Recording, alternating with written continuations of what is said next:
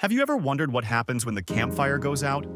The flames that crackle and dance, casting their golden glow on everything they touch? What if, just for a moment, it stopped? What would you do? What would you hear? It was a quiet evening at the campsite. The sky above was painted in soft hues of orange and purple, as the last rays of the setting sun dipped below the horizon. The air smelled of pine, fresh and cool, and the stars were beginning to twinkle, one by one. Around the fire, the group sat, laughing and telling stories. The flames crackled, sending sparks up into the night sky, casting long shadows that seemed to stretch and reach into the dark woods. Everything felt peaceful, comfortable, safe, but something was off. As the last of the embers popped and hissed, a breeze swept through the trees, rustling the leaves in a way that made them sound like whispers. The shadows around the campfire shifted ever so slightly, as if they were moving on their own. The once warm and welcoming crackle of the fire suddenly seemed distant, faint. And then, with an unexpected gust of wind, the flames flickered. First brightly, then nothing. The campfire went dark. The sudden silence was almost deafening. No one spoke. No one moved. It felt like time itself had stopped. The only sound now was the soft rustling of the trees and the occasional chirp of a distant cricket. But there was something else, something deeper, hidden beneath the night's quiet hum. The air seemed to thicken. Tension filled the space, like the whole forest was holding its breath. Did you hear that? A faint sound, barely audible but unmistakable. Footsteps? Was it the wind? Or something? Or someone else? Little did they know, this was no ordinary night. Something strange was about to happen, something that would change everything they thought they knew about this place. This wasn't just another campfire story. The woods around them were full of secrets, and tonight they would reveal one of their oldest ones. And George? Well, he wasn't prepared for what was coming. He thought this was going to be just another night, another simple evening in the woods with friends. But he was wrong, very wrong. For as the campfire sputtered and the darkness grew deeper, one thing became clear: the adventure was only just beginning. The night was clear, but the air felt different tonight, heavy with an unspoken tension. There, under the thick canopy of trees, the group sat around the now dimming campfire. George shifted uneasily, glancing at his friends. They were all excited, looking forward to the next few days of adventure in the wilderness. But something about this place, this night, felt off. The forest around them seemed alive in a way that wasn't quite normal. The trees swayed gently in the wind, their branches creaking and groaning like old men with aching bones. The occasional hoot of an owl echoed through the night, distant and eerie, as if something else, something unseen, was lurking just beyond the firelight. There was Jack, always the joker, with a mischievous smile and a laugh that could light up any room. He was already telling another wild story about an adventure he'd had in the city, but George wasn't really listening. His eyes kept darting toward the forest. Then there was Emily, with her long dark hair and a soft, calming presence. She was the one who always noticed the small details, the ones others missed. Tonight, she sat quietly, her gaze fixed on the flickering embers, her lips pressed into a thoughtful line. She'd been the first to notice the sudden drop in temperature, the way the air around the fire seemed to have become unnaturally still. "Do you hear that?" Emily asked, breaking the silence. The others turned to her, their faces puzzled. "Hear what?" George asked, his voice a little sharper than he intended. "The wind," she said, her tone almost a whisper. It's not moving the way it should. It's like it's holding its breath." George squinted into the night. The trees were still, as if frozen in place. He'd noticed it too, but he hadn't wanted to say anything. He didn't want to look paranoid in front of his friends. A cold chill swept over him, and he instinctively wrapped his jacket tighter around his shoulders. "What do you mean it's holding its breath?" Jack teased, his grin wide. "Are you saying the wind has feelings now?" Emily didn't smile. Her eyes were focused on the darkness beyond the firelight, and George could tell she wasn't joking. Before she could respond, a sudden rustling noise echoed from the trees behind them. It was faint, barely a whisper on the wind, but it was there. Something moving through the brush. Something that didn't quite belong. The fire crackled, sending a shower of sparks into the air, but the flickering light did little to reach the edges of the woods. George stood up, feeling an impulse he couldn't quite explain. He took a step toward the noise, his heart pounding faster with each beat. "George, wait!" Emily called, her voice urgent, but George was already walking into the dark. The others hesitated, glancing at one another with growing unease. Jack's smile had faded, and even his usual bravado seemed to have slipped away. But it wasn't like George to back down from a challenge. And tonight? Tonight felt different. Something inside him urged him forward, deeper into the woods, toward the unknown. The trees seemed to close in around him as he ventured farther from the campfire, the shadows growing darker with every step. A flicker of light, then nothing. The air around him felt colder, heavier. A strange buzzing noise filled the silence, as though the very air itself was vibrating. "Just a squirrel or something," George muttered to himself, trying to calm his nerves. But even as he said it, he didn't believe it. Then the rustling noise came again, closer this time. What could it be? George froze. The sound wasn't like the usual creatures of the forest. This wasn't the wind, and it wasn't an animal. The woods felt alive in a way that wasn't natural. He felt it deep in his bones. Something was out there. He turned, heading back toward the camp. The others were waiting for him, their faces pale and tense, a mix of concern and curiosity in their eyes. "It's nothing," George said, trying to sound confident, but his voice faltered. "Probably just a deer or something." But even as he said it, a cold knot of unease settled in his stomach. The forest was too quiet now, too still, and that buzzing feeling, that hum in the air, it hadn't gone away. As he sat back down by the fire, he caught Emily's gaze. She looked just as unsettled as he felt, but she said nothing. They all stayed silent, the only sound the crackle of the fire, now eerily quiet, as if even the flames themselves were trying to hold their breath. The firelight danced on their faces, but there was something more in the air tonight. George kept glancing nervously over his shoulder, half expecting to see something, or someone, watching from the edge of the darkness. Jack, trying to lighten the mood, launched into another story, but even his boisterous voice couldn't fill the silence that seemed to hang over them all.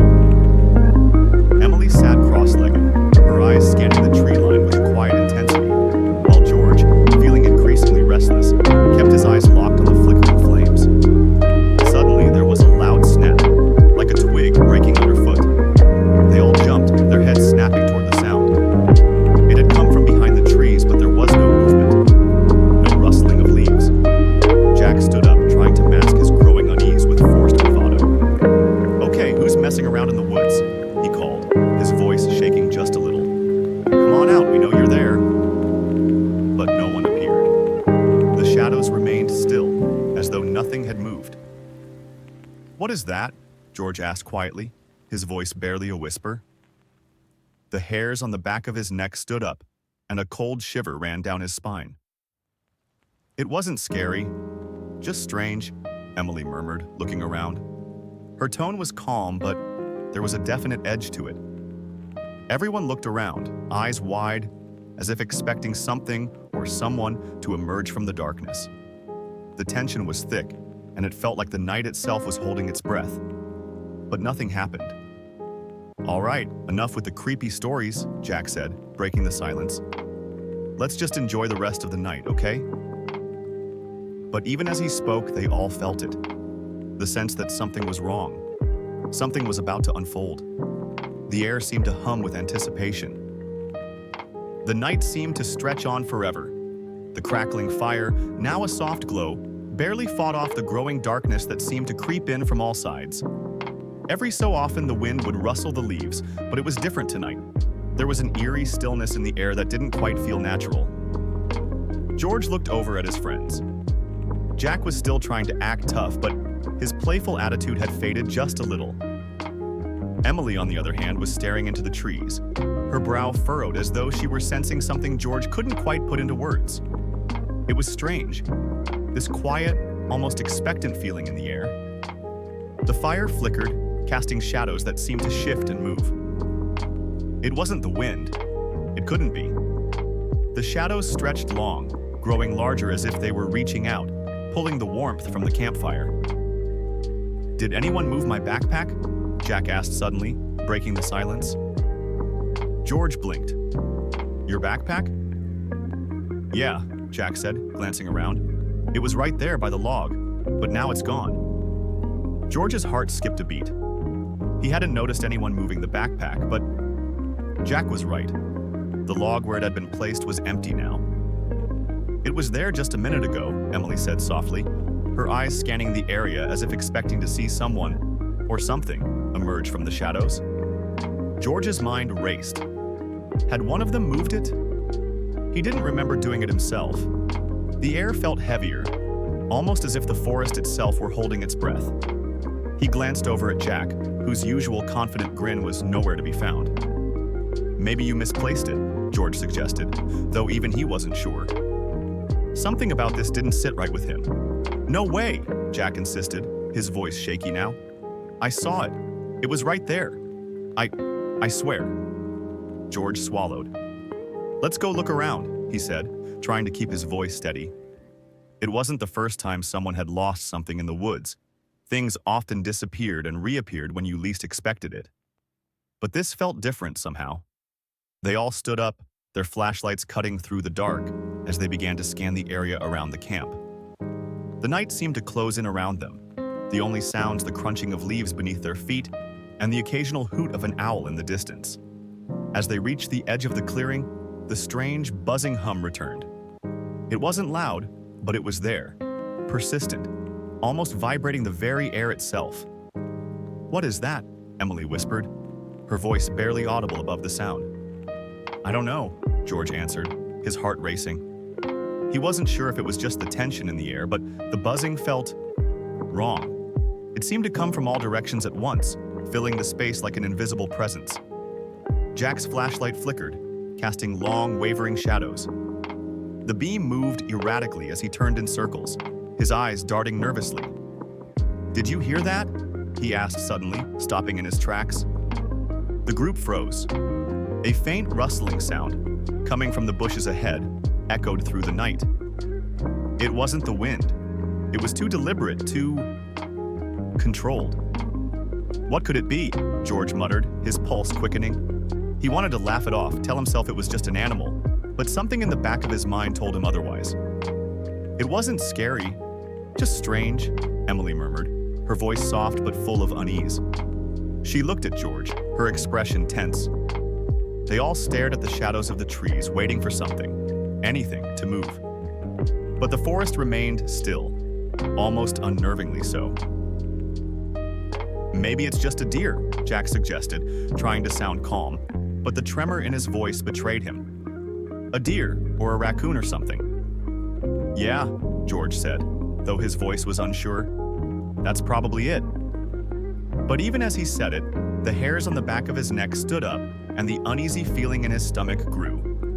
The buzzing was louder now, vibrating in his chest, and it was getting harder to ignore. Without thinking, George stepped forward, walking deeper into the trees. His friends hesitated for a moment, but they followed him, their footsteps cautious. The rustling sound grew louder, closer. Whatever was out there was moving.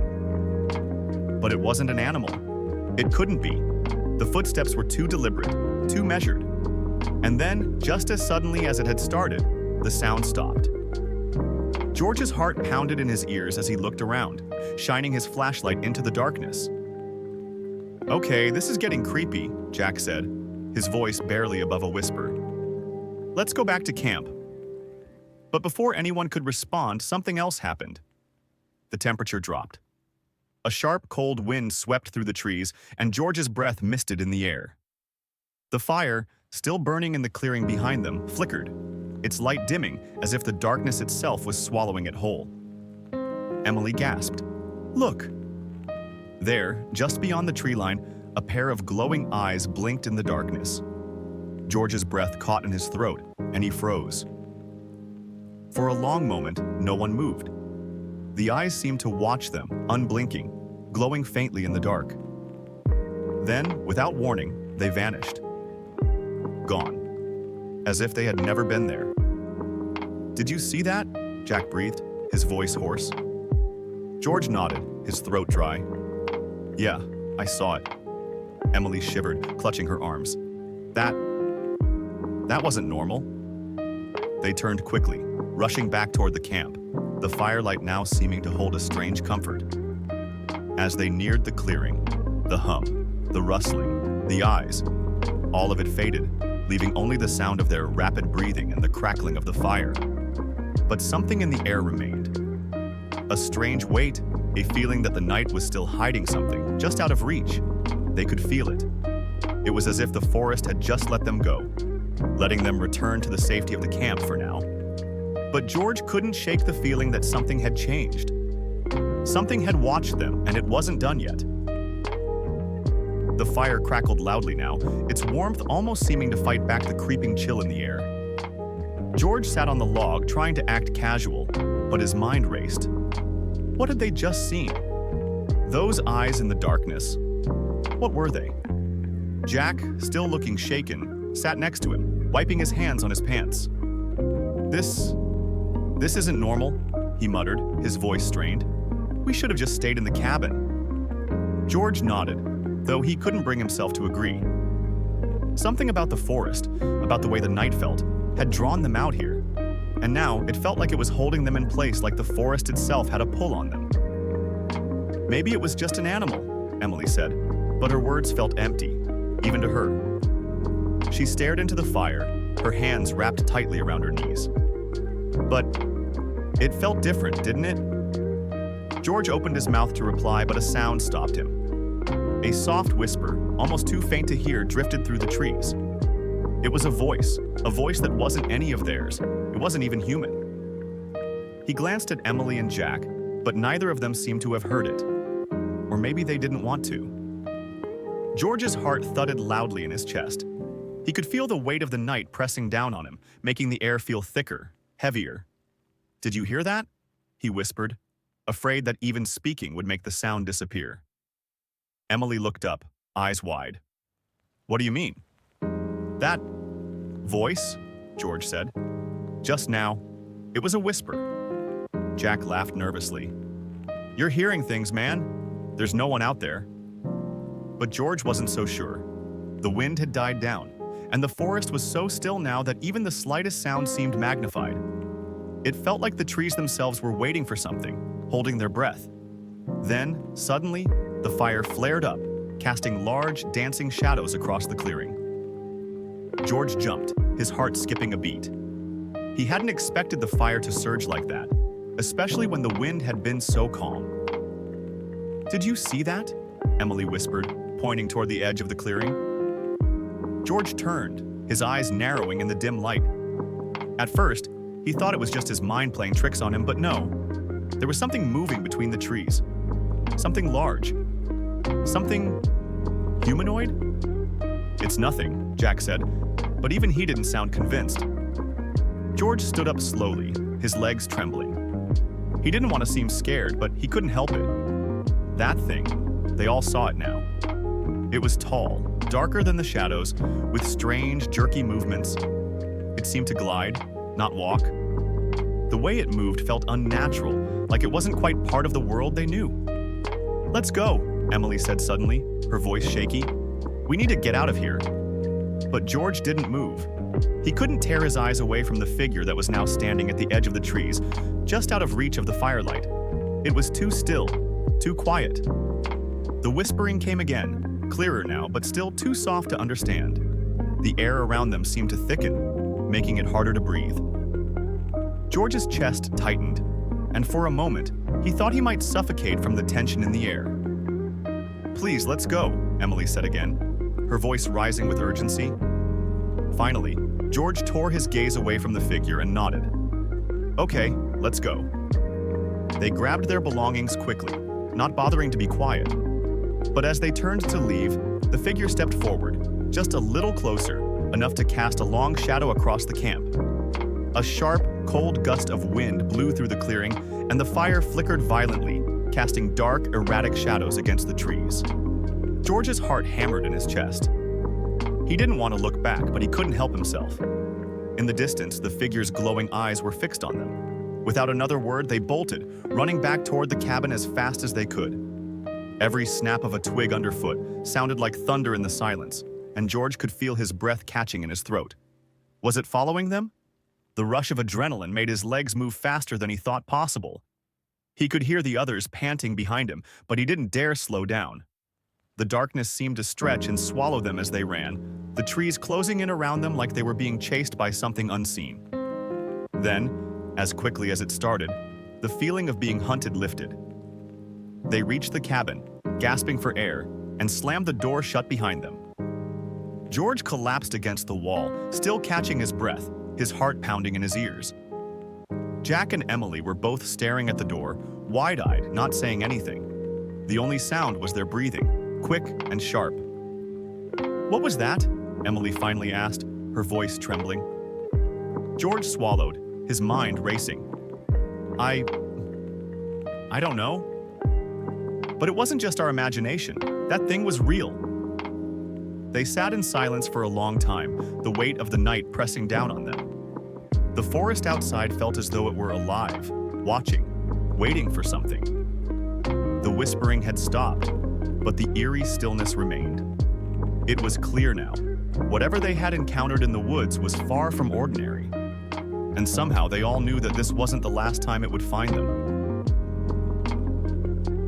The cabin felt cramped as they huddled together, the walls closing in with the unease that still lingered in the air.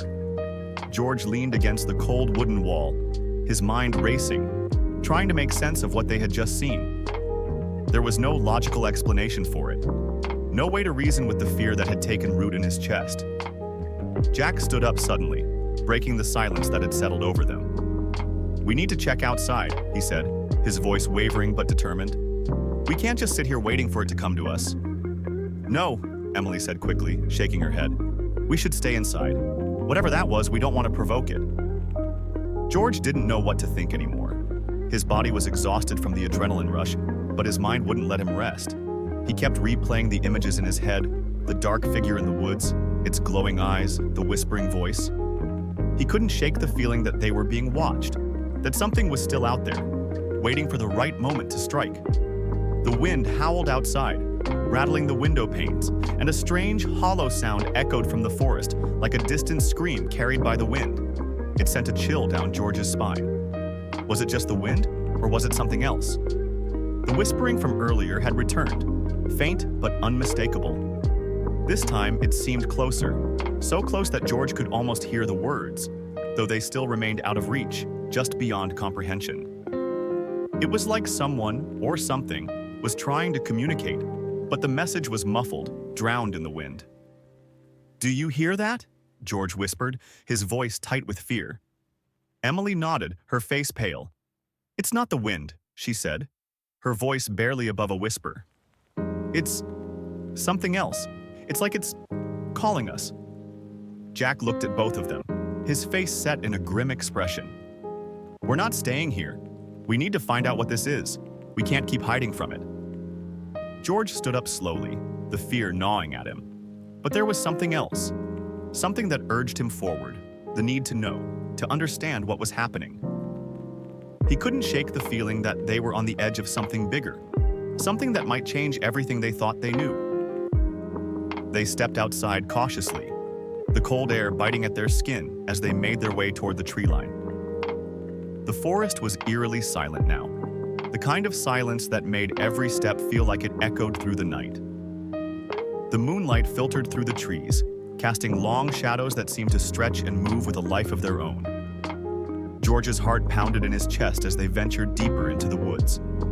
The feeling of being watched was stronger now, as though 1,000 eyes were hidden in the darkness, waiting. He could hear his own breath in his ears, and the sound of the others moving beside him seemed distant, as if they were all in their own world, separate from reality. Then, out of nowhere, the whispering came again, louder this time and more distinct. It was still not clear, but the tone was unmistakable. It was calling their names. His name, Emily's, Jack's, George. The voice was a soft, eerie whisper, floating in the air like a cloud of fog. Emily, Jack. George froze. The voice was real. He could feel it vibrating in the air around him. It wasn't in his head, and it wasn't friendly. He turned to Emily and Jack, his eyes wide. "Did you hear that?" Emily nodded, her face drained of color. "We need to leave, now." But Jack didn't move. His eyes were fixed on something ahead, something in the distance. "Look," he said, his voice barely a whisper. George followed his gaze, and there, standing between the trees, was the figure. It was closer now, almost within reach. The figure was tall, impossibly tall, with limbs that seemed too long and too thin. Its eyes, those glowing, unblinking eyes, were fixed on them, watching their every move. The air around them grew colder, and the whispering grew louder as though it was coming from all directions. "George, Jack, Emily?" George's breath caught in his throat. The voice was like a ghost, a memory from another world, a warning, a summons.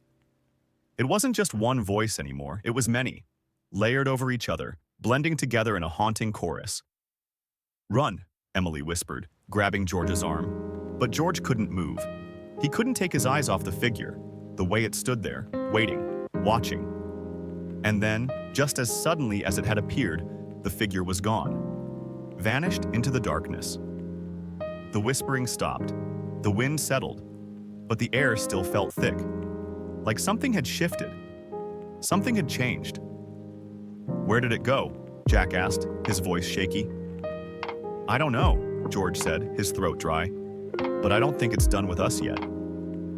The silence stretched on, and though the figure was no longer visible, George knew deep in his bones, that whatever it was still there, watching, waiting. The group stood frozen in the dark, the silence around them now almost suffocating. George could feel his heart racing, every inch of his skin prickling with the fear that had slowly crept in. The forest, once a place of adventure and excitement, now felt like a dark, endless maze that had no way out. "Where did it go?" Jack's voice cracked, and his eyes darted around nervously, searching the trees for any sign of movement. "We need to keep moving. It's not safe here." But George could only stare into the darkness. The air had changed, thick with something unseen, something that made every breath feel harder to take. The odd feeling that something was lurking just beyond their sight gnawed at him, and he couldn't shake the image of those glowing eyes, still burning in his mind. "Let's just go back to the cabin," Emily said, her voice trembling. "We can figure this out inside. At least we'll be safe there." George nodded, though the instinct to run was at war with his curiosity. He wanted answers, but at the same time, every bone in his body screamed for him to run far away from whatever it was that had been watching them. He glanced back at the trees one last time before they turned and hurried back toward the cabin, the distant sound of leaves rustling behind them, making their steps feel even heavier. As they neared the cabin, George's thoughts raced. What had they seen? What was it that had made the hairs on his neck stand up? It wasn't like anything he had ever experienced before. It wasn't an animal. It wasn't a trick of the light. Whatever it was, it felt otherworldly.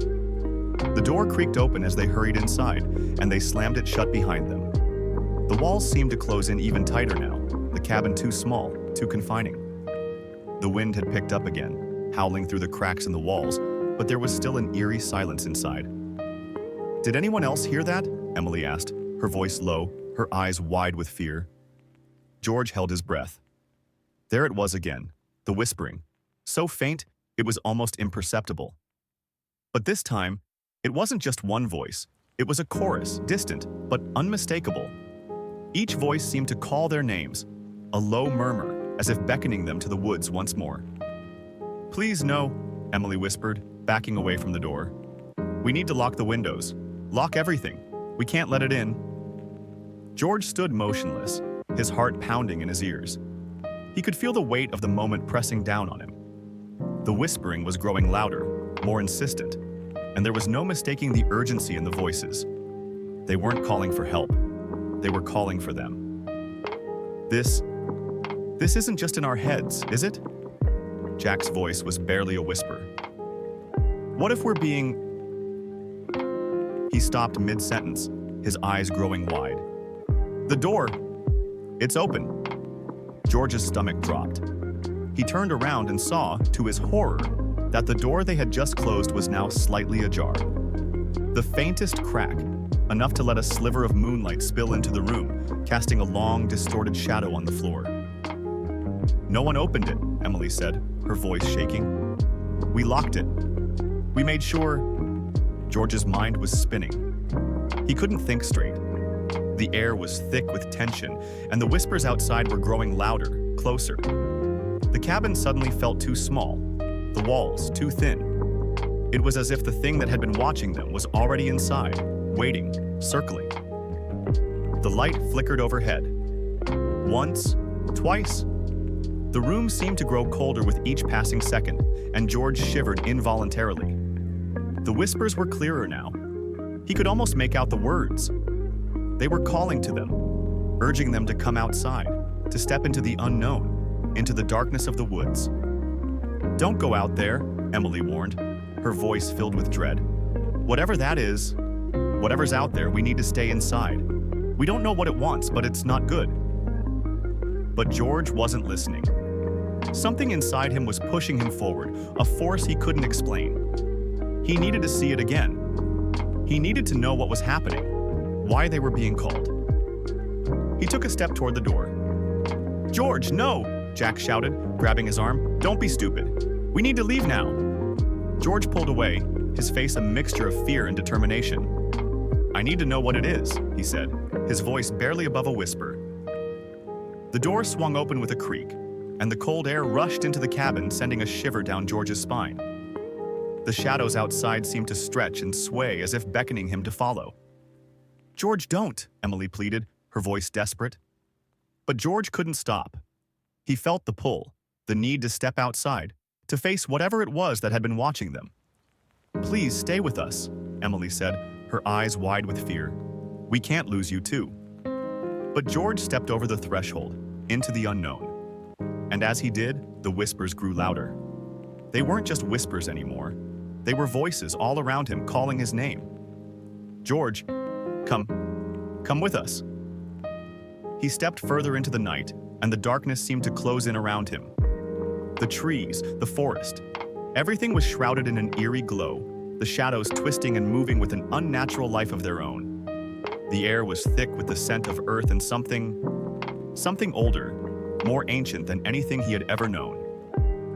George took another step, his heart hammering in his chest, and then he heard it. A sound, like footsteps behind him, too quiet to be real, but too clear to be ignored. Slowly, he turned, and there, standing just beyond the tree line, was the figure. George's breath caught in his throat as he stood frozen, staring at the figure that had emerged from the shadows. It was tall and slender, its form barely visible beneath the canopy of trees, yet somehow familiar. For a split second, George's mind raced. Was this the creature that had been watching them, lurking just beyond their reach? His feet felt heavy as though the very ground beneath him was pulling him down. The whispers grew louder again, but now they weren't calling his name. Instead, they seemed to beckon him towards the figure, as if urging him to move closer, to uncover whatever secret lay hidden in the heart of the forest. But then, the figure shifted, and George's heart skipped a beat. A flash of white fur caught his eye, and the shape of the figure became clearer. It wasn't a shadowy creature at all. It was a deer, its coat glowing in the moonlight, its eyes wide and gentle. The whispers weren't ominous anymore. Instead, they sounded like the soft rustle of leaves in the wind, as if nature itself was trying to guide them. George stood there, mouth agape, watching as the deer stepped into the clearing. It moved gracefully, its presence calm and serene amidst the swirling tension that had gripped the night. And for the first time that evening, George felt something he hadn't expected to feel: peace. The deer's gentle gaze seemed to calm the storm inside him, and for a moment, he almost forgot the fear that had held him in its grip. The whispers, now fading into nothingness, left behind only the soft sounds of the forest, the distant call of an owl, the rustling of branches, and the wind gently brushing against the leaves. "George," Emily called softly, breaking the silence. "What is it? Is it safe?" George blinked, finally tearing his eyes away from the deer. He nodded, still processing the surreal scene. It's just a deer, a very strange one, but..." The others slowly approached, drawn by George's voice. Emily, Jack, and the rest of the group cautiously stepped forward, and they too saw the deer. Its presence was no longer something to fear, but something to admire, a reminder of the beauty and mystery of the world around them. As the deer took a few steps closer, it stopped and turned toward them, its eyes meeting George's once more. The group stood still, waiting, unsure of what to do. The deer seemed unbothered by their presence, as if it had come to show them something they weren't yet ready to understand. And then, as quickly as it had appeared, the deer turned and disappeared into the forest, its glowing coat vanishing into the shadows. The whispering ceased entirely. "What just happened?" Jack murmured, still standing in awe. "Was that real?" George looked around at his friends, his heart still racing but no longer out of fear. There was a sense of wonder now, an unspoken realization that whatever they had experienced was not something to dread. In fact, it was something that was meant to happen, a reminder that sometimes the unknown wasn't something to fear, but something to appreciate. They stood together in the clearing, the cool night air brushing against their skin, the silence now comfortable, as if the forest itself had accepted them. "I don't know," George finally said, "but I think it's over." "We're okay." Emily smiled, relief washing over her. "I think you're right." The group made their way back to the cabin, this time with a renewed sense of camaraderie. The tension that had held them captive for what felt like hours had finally loosened its grip, replaced by the comfort of knowing they had faced the unknown together. Whatever strange force had brought them here had now dissipated, leaving behind only the memories of a night that had turned out far differently than any of them had imagined. As they reached the cabin and closed the door behind them, the group gathered around the fire. The flames crackled merrily, casting warm light against the walls, and outside, the forest seemed peaceful once more. The night had returned to its natural rhythm, and though the mysteries of the woods remained, they no longer seemed so intimidating. George took a deep breath, smiling to himself. He had been scared, sure, but now he couldn't help but feel proud. Proud of facing his fear, proud of sticking together as a group, and proud that, in the end, it had all turned out to be just another adventure. "You know," Jack said, breaking the silence as he stretched out in front of the fire, "I'm kind of glad we stayed. I think we'll always remember tonight." "Yeah," Emily agreed. "Who else can say they've had a close encounter with a glowing deer in the woods?" The group chuckled, the tension finally giving way to laughter. George leaned back, his eyes gazing out the window at the dark forest beyond. It was quiet now, too quiet, but that was okay. He felt no need to go back out into the woods tonight. Whatever had been waiting out there, it had already shown itself, and with that, they settled into their seats, the comforting warmth of the fire filling the room, and the peaceful night wrapping around them like a blanket. In the end, it wasn't about solving the mystery or confronting whatever had been lurking in the shadows. It was about facing the unknown together, finding the courage to step forward, and understanding that sometimes the scariest things are just part of the adventure. As the fire slowly died down and the night stretched on, George drifted off to sleep with a smile on his face. He didn't know what tomorrow would bring, but for now, everything felt just right. As the last embers of the campfire flickered, casting a soft glow across the cabin, the group settled into a peaceful silence. The events of the night, the strange whispers, the eerie figure in the woods, and the mysterious deer seemed so distant now, like a dream that had been experienced but never fully understood. George sat quietly by the fire, his eyes watching the dancing flames, and as the warmth of the fire wrapped around him, he found his mind drifting back to what had happened. The fear, the uncertainty, and the tension that had gripped them all seemed to have faded with the night's passing, replaced now by a quiet reflection on the events that had unfolded. "Do you ever think about how much the world around us is filled with mystery?" Emily asked, breaking the silence. George turned to look at her, a soft smile tugging at his lips. "Yeah, I do now. I guess sometimes we're so focused on finding answers that we forget how much beauty there is in the mystery itself." Emily nodded, her eyes reflecting the firelight. "Exactly. Tonight showed me that some things don't need an explanation. Sometimes just being present, experiencing the unknown, and sharing it with others is enough." The group was quiet for a moment, each person reflecting on the adventure they had shared, the bonds they had strengthened, and the lessons they had learned. There was a new sense of appreciation for the mysteries of the world, ones that didn't need to be solved but simply accepted as part of the journey. "Maybe we'll never know what that deer was," Jack said, his voice thoughtful. "Maybe it was just a coincidence, but I don't know, I feel like there was something special about it. Something that reminded me that not everything needs to be figured out right away." George nodded in agreement, feeling a sense of peace settle over him. The mystery was no longer a burden, but a reminder of the beauty in the unknown. "It was like the forest was trying to tell us something," George said, quietly, almost to himself. "Maybe it was just reminding us that we don't have to have all the answers. Sometimes it's okay to just experience something and let it be."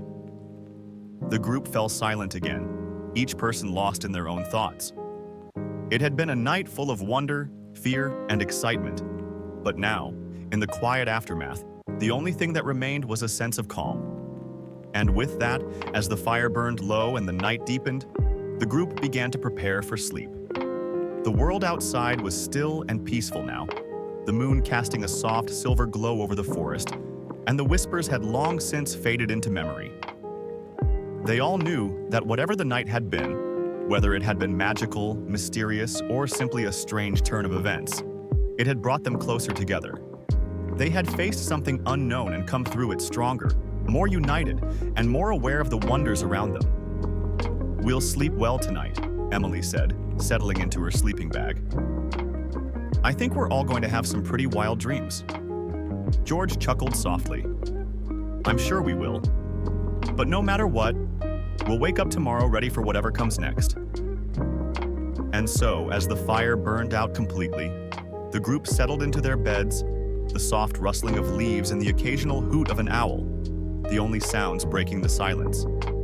They were all exhausted, but their minds were calm, their hearts light, and their spirits lifted by the adventure they had shared.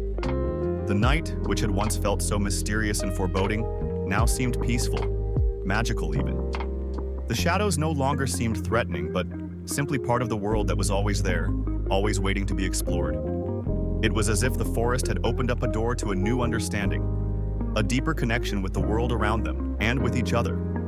The moonlight streamed through the windows, casting gentle beams across the cabin, and one by one, the group drifted off to sleep, each of them thinking about what they had learned and how they would carry the memory of this night with them. They all went to sleep dreaming of their next adventure, but for now, they were content in the peace that had settled over them. The night had turned out to be something far different than they had expected, but it was just the kind of adventure they needed. And as the gentle breeze outside whispered through the trees, it seemed to carry with it a quiet promise that the world, in all its mystery and wonder, would always be there to explore, to experience, and to share. The night was no longer strange, but magical,